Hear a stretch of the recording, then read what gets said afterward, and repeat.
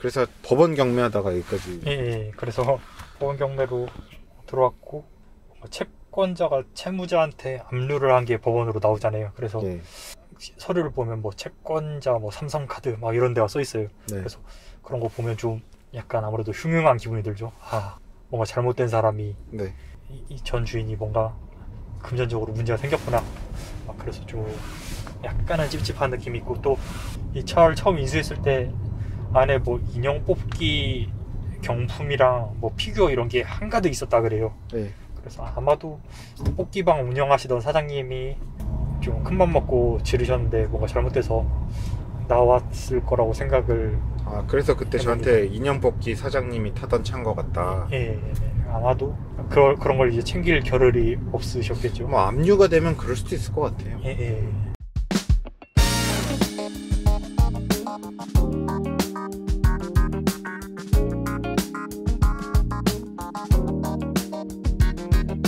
그래서 법원 경매로 해오셨고, 예. 직접 하지 않았으니까 뭐 잘 모를 텐데, 예. 법원 경매를 가면 예. 이게 정상적인 중고차 상사를 통한 거래가 아니라서 예. 성능기록부가 이런 게 뜨나요? 이게?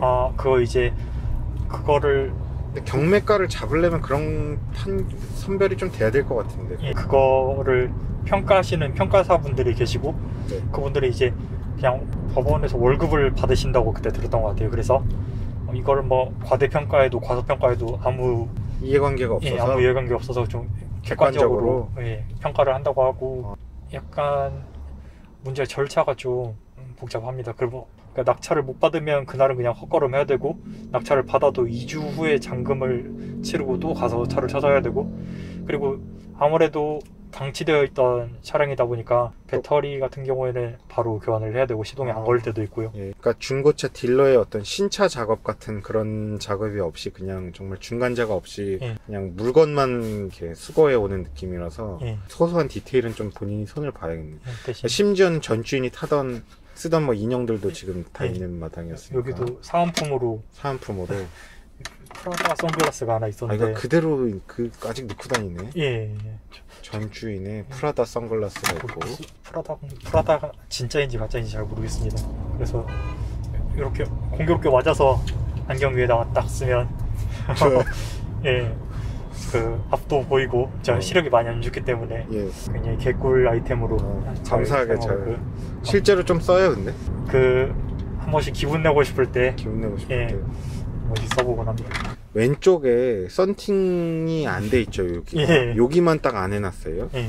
해내 여기는 그냥 생 흰율인데 왜 캐나다나 이런 데 가면 앞좌석은 썬팅 안 하거든요. 뭐 외국은 은근히 안 하는 데도 있잖아요. 운전석 쪽은. 그렇죠. 유럽 때도 그런 데만. 우리나라처럼 이렇게 썬팅 진하게 하는 나라 의외로 많지 않은데 이렇게 통으로 그냥 아예 운전석 유리를 썬팅을 안 한 걸 보면 추정컨대 전 차주가 아주 젊은 사람은 아닌 것 같다. 그렇죠?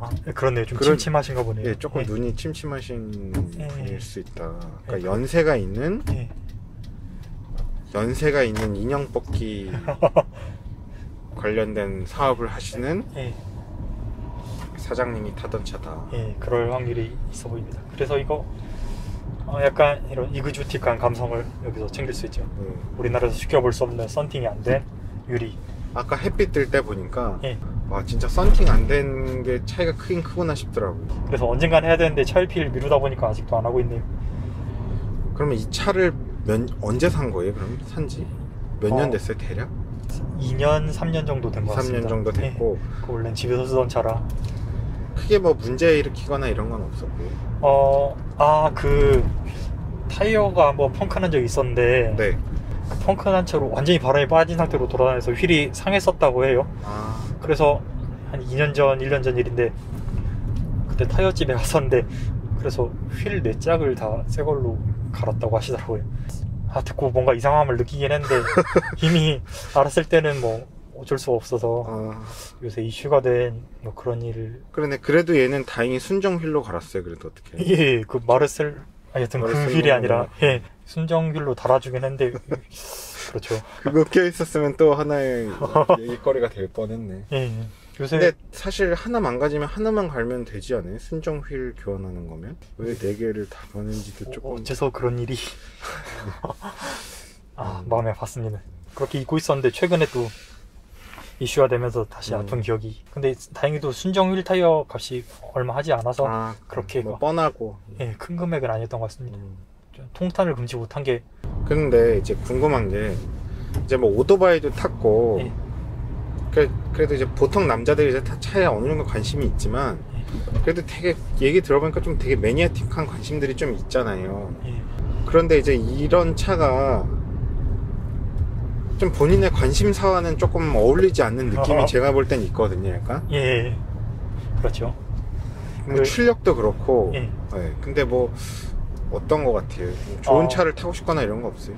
이게 진짜 계속 타다 보니까 제가 이걸 맨 처음 마주했을 때가 그때 친구들이랑 쏘카를 빌려서 놀러 갔을 때 그때 처음 레이를 만났었는데 뭐 그때는 뭐 생각보다 넓다 하고 별다른 감흥이 없었어요. 근데 어쩌다 보니까 돌고 돌아 이걸 제가 주로 몰고 다니게 됐는데 오토바이를 탔었기 때문에 작은 차를 좋아하는 건 맞는데 작은 게 되게 편하니까요. 근데 그래도 좀 매콤한 출력에 좀 스포츠성 있는 막 그런 걸 원했었는데 주셨으니까 감지덕지죠. 그래서 감지덕지지만 그래도 일말의 아쉬움이 있었습니다. 하지만 계속 타고 다니다 보니까 뭐 막 숨은 기능 찾기도 꽤 재밌고 그리고 이게 주차가 굉장히 쉬워요.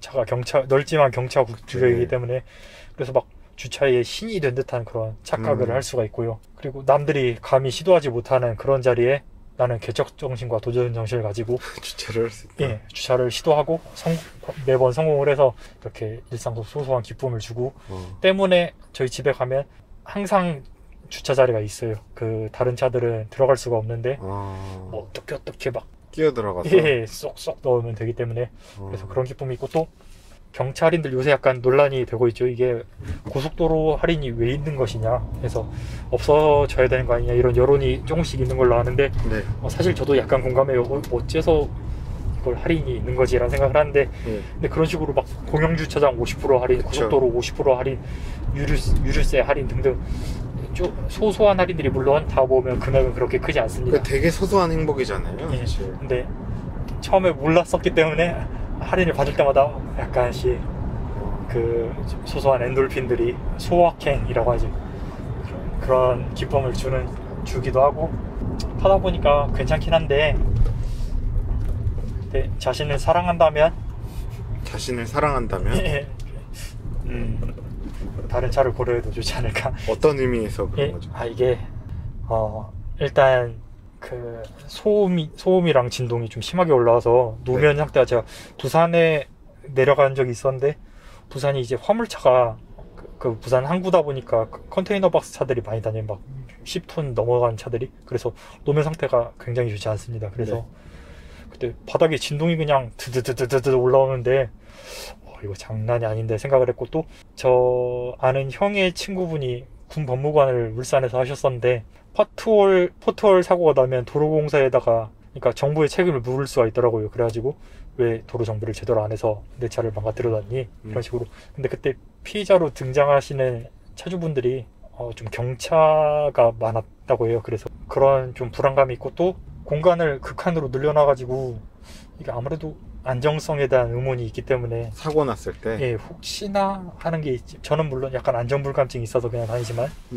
혹시나 하는 두려움이 있고 높고 껑충해서 좀 바람이 불고 하면 진짜로 약간 휘청이 느껴집니다. 근데 제가 그때 태풍 불 때 그런 짓을 하면 안 됐지만 여튼 악천후를 좋아해서 몰고 나가봤었는데 올해요 주행이 가능은 했던 것으로 좀 불안하지만 뒤집히지는 않았던 것으로. 근데 뭐 그 상태에서 뭔가를 밟거나 하면 심한 핸들 조작을 하면 뒤집힐 수도 있겠지만 일상적인 주행은 거의 가능한 것 같습니다. 그리고 아무래도 뭔가 좀 그 소위 말하는 가오가 약간의 가오 물론 저의 수준에는 그러니까 뭐 감지덕지지만 가오에 대해서 할 얘기가 많아서 주제를 하나 빼야 되는데 안전에 대한 얘기를 해볼게요. 그래서 안전 같은 경우에 이게 보시면 앞에 엔진이랑 저 사이에 간격이 별로 없어요. 그쵸, 거의 뭐 엔진이 한 여기쯤 있고. 예. 지금 저 앞에가 거의 없잖아요. 예. 그래서 저도 아까 조수석에서 탈 때 운전할 때 보면 그냥 깜짝 놀랄 때 이거 박는 거 아니야? 했는데 이 앞에가 사실 얼마 없어서 예. 약간 왜 버스 같은 거 옆에 타서 보면 버스 거의 앞차 박을 것 같지만 앞에가 없으니까 바짝 붙이잖아요. 예. 약간 그런 것처럼 익숙치 않은 사람이 볼 때는 생각보다 이 앞에가 짧아서 되게 안전해. 뭐 여러 가지 것들이 있지만 근데 이런 차는 이제 무게도 가볍고 안전이라는 거에 대해서 이 차는 비중을 많이 둔 차는 아니잖아요. 사실 안전하자고 만든 차는 아니라서. 근데 저는 이런 차가 로컬 시내용으로는 안전에서는 아무 문제 없다고 생각하거든요. 사실 어차피 시내에서 사망사고 나지 않으니까 이런 데서. 그렇죠. 그건 이제 아무 상관없는데 솔직하게는 고속도로를 나가면은 조금 이제 좀 그래도 좀 안전에 대해서는 조금 리스크가 아예 없다고 생각하진 않아요. 근데 사실 되게 중요한 게 또 방어 운전이거든요. 그래서 내가 고속도로에서 좀 기분은 상하지만 조금 이제 쫓겨다니는 느낌이 있더라도 이제 내가 적극적으로 이제 피해 다니고 방어 운전을 하면 될 것 같긴 한데 고속도로는 만약에 저는 사실 내가 고속도로를 많이 다닌다, 내 주행의 한 80~90%가 고속도로다라고 하면은 좀 메리트가 떨어질 것 같고 고속 연비에 큰 문제가 있기 때문에. 그쵸, 뭐 사실 그렇게 장점이 막 좀 많이 퇴색되니까 고속도로 연비가 막 의외로 막 확 좋은 건 아니잖아요. 그쵸? 막 좀 중부 내륙 같은 데서 흐름 맞춰서 가면 막 10km/L까지 볼 수가 있습니다. 그렇고 이거는 연비는 머슬카인가? 막 이런 생각이 들고.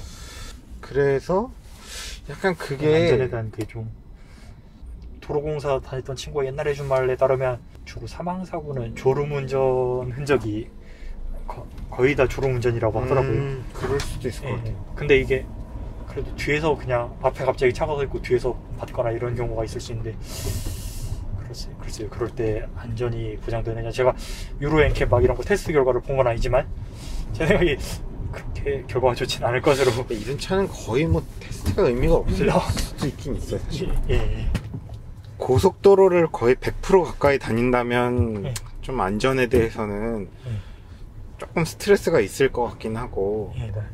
근데 사실 대다수의 사람들은 고속도로 비중이 이렇게 많지는 않잖아요. 어쩌다 들어가고 그렇기 때문에 그렇게 생각하면 그렇게 안전이 문제가 또 안 된다고도 생각해요. 근데 제가 영상 만들다 보면 무슨 옵션이 안전에 되게 중요하고 이런 생각도 하지만 제가 이제 그런 게 중요하지 않다는 건 아닌데 개인적으로 제가 항상 강조하는 게 제일 중요한 건 운전자의 방어 운전이 제일 중요하잖아요.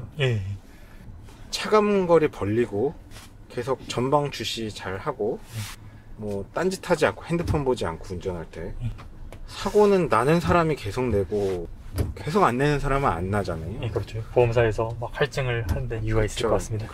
가장 크리티컬한 메이저한 요소이기 때문에 그러니까 안전이라는 게 적당한 선에서 우리가 타협을 하고 확률을 컨트롤한다고 치면 물론 이제 크고 무거운 차가 더 안전하고 최신의 뭐 안전사양 많은 차가 뭐 좋다는 데는 이견은 없지만 모든 변수가 통제가 된다면 근데 현실은 뭐 운전자라는 변수가 너무 크기 때문에 이게 근데 안전도 좀 불안함이 있는데 이게 고속도로에서 흐름에 맞게 만약에 달린다. 그러니까 최소 한 90 이상은 내야 되는데 그렇게 달리면 이게 RPM을 거의 3000, 4000 이렇게 4000 가까이 유지를 해야 됐던 것 같습니다. 그래가지고 안 그래도 풍자음도 심한데 엔진 진동도 심하고 좀 그렇다. 하나 또 궁금한 게 아까 얼핏 얘기가 나왔는데 연비 얘기를 좀 안 할 수가 없어요. 자, 사람들이 생각할 때 이게 경차고 배기량도 작고 근데 고속도로 연비가 별로 의외로 안 좋다 그랬죠? 어느 정도 대략? 이게 한 10km/L까지 떨어질 때도 있었습니다. 그게 근데 바람의 영향이 많이 큰 것으로 거의 생각이 드는 게 근데 경부고속도로 서울 주위에서 들어오는 경부고속도로를 타면 그 거의 기차놀이처럼 차들이 많아가지고 줄을 이어서 가는데 네. 속도는 한 80 정도로 빠르게 가지 않습니까? 네. 이제 그런 환경에서는 아무래도 공기 저항이 적어지잖아요. 예. 다 가르고 다니기 때문에. 그러니까 연비가 갑자기 상당히 괜찮게 뽑히더라고요. 막 14, 15 여기까지. 네. 그래서 공기 저항이 좀 요인이 큰 것 같습니다. 그래서 막 연비가 막 20 가까이 나오고 그런 느낌은 아니니까. 예, 한 번도 본 적이 없습니다. 15 넘는 것도 16이라는 숫자를 트립미터에서 본 적이 없습니다. 지금도 12.6 찍혀 있는데 시내랑 그냥 그 뭐지 도시고속도로 한 반반 정도 비율 그 정도인데도 이게 거의 최선인 것 같습니다. 그러니까 고속도로 많이 다니면 좀 연비 때문에 약간 좀 억울하다는 생각이 들 수가 있을 것 같아요. 예, 그러니까 출력이 좋은데 연비가 안 좋으면 예. 뭐 득과실이 있으니까 그런데. 예. 그쵸, 출력도 안 좋은데. 그쵸, 그렇게 되니까 이게 좀 그러면 굉장히 짜증날 거 아니에요, 사실 그러면. 차선을 바꾸거나 보내주고 싶을 때 항상 카페트 바닥에 악셀을 이렇게 꽂아야 되고. 예. 그래도 설하게 이제 느릿하게 가속돼서 간신히 제치고. 제가 옛날에 290 2900cc짜리 5기통 무쏘 탈 때 농담으로 그런 얘기 했어요. 가속 페달이 버튼이다. 스위치. 예. 그러니까 온과 오프의 관계라서 뭐 1과 0밖에 없다. 그냥 기다리고 있는 느낌이거든요. 예. 밟아놓고 뭐 더 세게 밟아봐야 별 의미 없고. 그래서 290은 120마력. 오, 그죠. 온오프 버튼 느낌으로 써야 됩니다. 고속도로에서는. 실제로 뭐 마음 편하게 하면 또 운전자는 상관없어서. 근데 이제 고속도로에서는 단점이 조금 부각이 되는 점도 있다고 생각하는데 시내에서는 부족함이 현실 시내 주행은 부족함은 없고. 궁금한데 뭐 대출을 받든 할부를 끼든 좀 위급으로 가고 싶거나 그런 생각은 없어요. 욕구가 분명히 있습니다만은 네.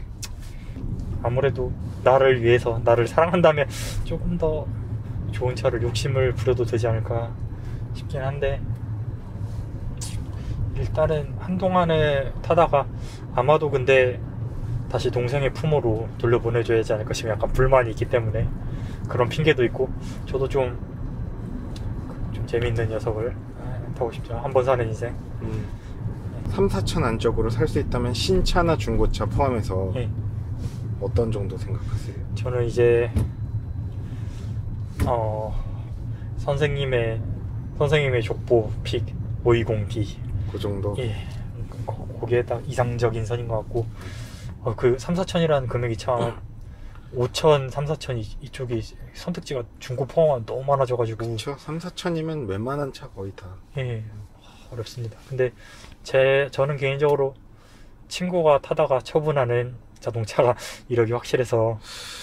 그렇죠. 제가 원래 중고차 얘기할 때 중고차 얘기 또 안 나올 수 없는데 이게 또 재밌는 주제인데 개인 거래 별로 좋아하진 않거든요. 고속도로 내 추월차로 계속 주행은 단속 대상입니다. 주행차로로 내려와 주세요.